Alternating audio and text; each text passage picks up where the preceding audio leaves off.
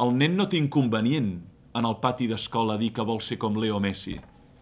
Però ens el mirem, somriem i diem, mira, ja se n'adonarà.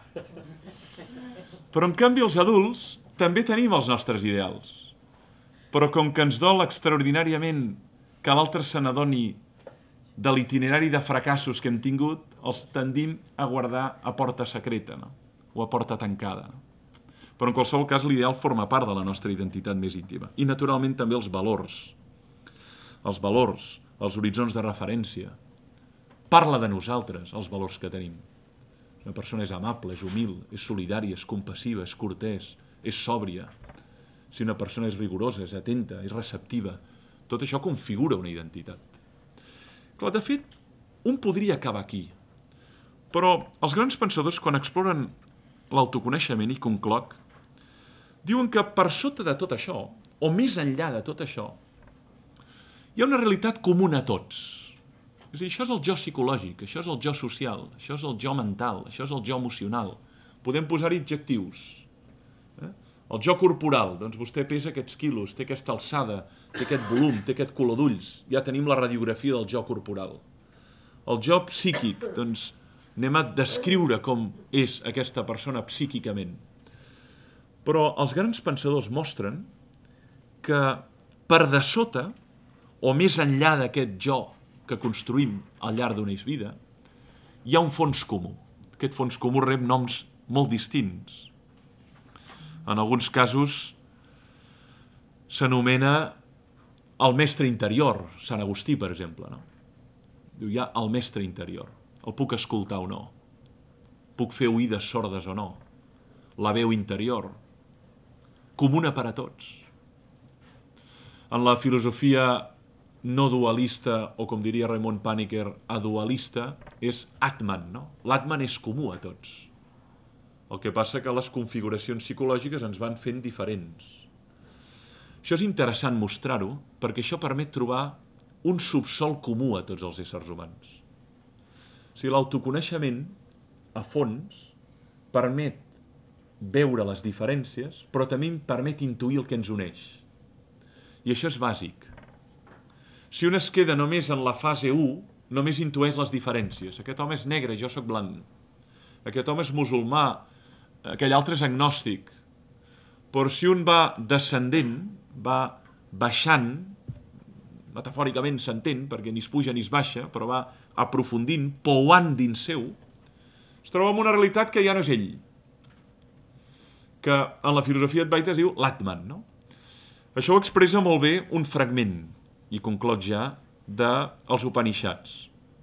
Ja saben que tenim bones traduccions ara dels Upanishads en llengua castellana. No els tenim a la seva totalitat, però tenim bons fragments. És un pare i un nen. Pare i un fill. I el pare li diu, veus aquesta figuera? Diu, sí. Diu, acosta't i agafa una figa. El nen agafa una figa, no? Diu, obre-la. Diu, què veus? Diu, veig llavors. Diu, ara agafa una llavor. Diu, obre-la. La llavor d'una figa és molt petita. L'obre, diu, què veus? Diu, res. Diu, aquest element intangible que hi ha en el cor d'aquesta llavor és la base d'aquest arbre. Tu ets això, li diuen al nen. Tu ets això. Tu i la figa sou el mateix. El nen, naturalment, acaba el diàleg i diu, no ho entenc, torna-m'ho a explicar. I va agafant diferents exemples. Un exemple molt il·lustratiu és el de l'aigua i la sal. Els Upanishads són molt pedagògics, com les paraules evangèliques, no? Diu, agafa un recipient d'aigua, ja el tinc, posa-hi sal. Ja la poso. Diu, ara, oblida-te'n. Demà ens tornem a veure. Busca la sal. Diu, no hi és. Però ahir li vas posar, oi? Sí, però ara no la hi veig. Molt bé. Ara tasta l'aigua per aquest costat. Com és? Diu, salada. Ara tasta-la per al centre. Com és? Diu, salada. I ara per la dreta. Com és? Salada. I no la veus, oi? Diu, no.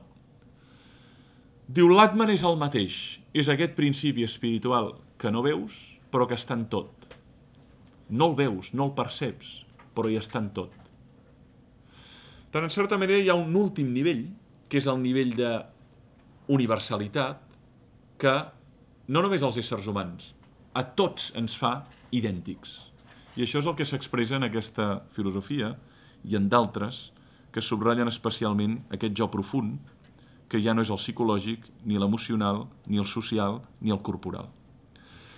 Bé, això eren unes reflexions que en certa manera no he expressat mai per escrit, però que, si les hagués d'escriure, les articularia d'aquesta manera. Amb un colofó final.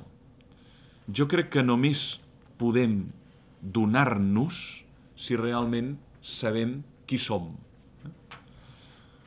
Només l'autoconeixement permet una autodonació. Estem molt acostumats a entendre que l'home feliç és l'home que rep. I jo, en canvi, el que observo és que els homes més feliços són els homes que es donen i les dones que es donen, però que donen allò que són, l'autodonació. No allò que els altres esperen d'ells. O sigui, quan una persona reconeix que té un talent especial per la poesia i dona aquest talent als altres, experimenta una immensa felicitat. Quan una persona té el talent per la música i l'ha conreat i dona aquest talent als altres, experimenta una gran felicitat. Potser no tindrà reconeixement, potser amb prou feines podrà viure econòmicament d'allò. I el mateix passa amb un escriptor, i el mateix passa amb un docent, i el mateix passa amb els altres oficis, no? Jo crec que l'autoconeixement és bàsic per donar el millor de nosaltres a la societat. Moltes gràcies per l'atenció.